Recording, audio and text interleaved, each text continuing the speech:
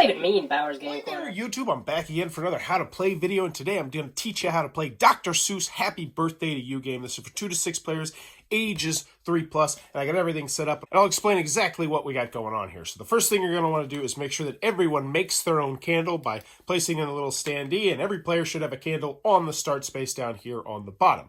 Next, you're going to want to shuffle up all these blue-backed bird cards, which are present cards, and then put one face up on each of these rainbow spaces around the board that are a square, not on this circular one. Now, with those dealt face down, you're going to take the rest of the present cards and you're going to count out a certain number of cards and place that number of cards right here on the birthday palace. And I'll post that picture right now. I've got a 3-player game set up, so I put 18 in there.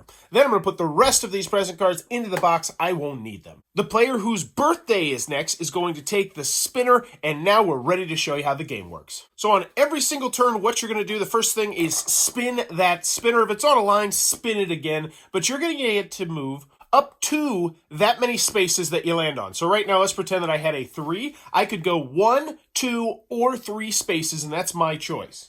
And when you move, you're going to be moving along these yellow paths, not along the blue path right here.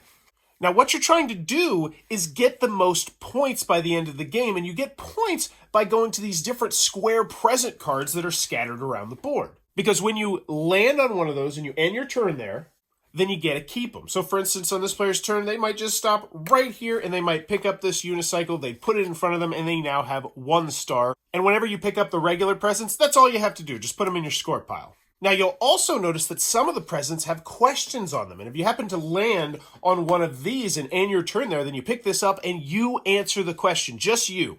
Now, as much as you may want to, you're not going to be landing on presents every single time. So we need to talk about all the other spaces on the board that you can land as well. So first, you'll have just these generic white circles. If you ever land on one of those, you don't do any special actions.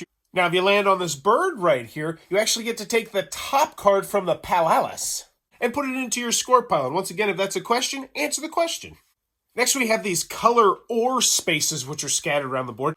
And if you end your turn on one of these, then you get to take a colored present from on the board that matches one of those colors. So right now, if you were on this red or orange, you could take this orange or this orange. But if you landed on this purple or blue, there wouldn't be any presents for you to collect right now. So you want to pay attention to that before you land on the spot.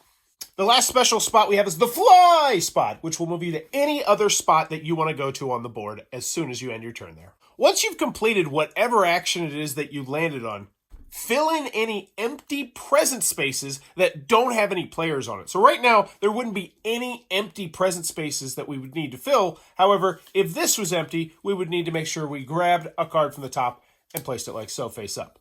2 minor rules for movement. You can never land on the same space as someone else.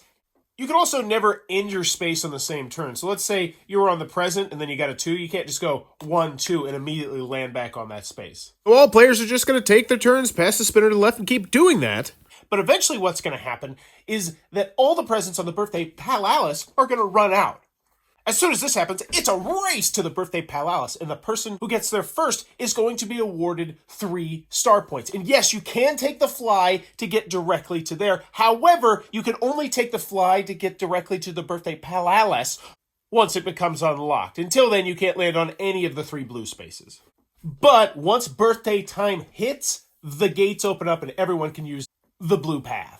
Once someone has reached the birthday palace, they're going to get 3 additional star points, and you're going to count up the number of star points that everyone has, and the person with the most star points will be the winner of the game. If there's a tie, whoever has the most presents among the tied players will win the game, and if there's still a tie, then share the birthday victory! Now, one last optional rule that you can mix into the game is that if you ever collect 3 of the same toy, but in different colors, then you will score 3 additional star points at the end of the game.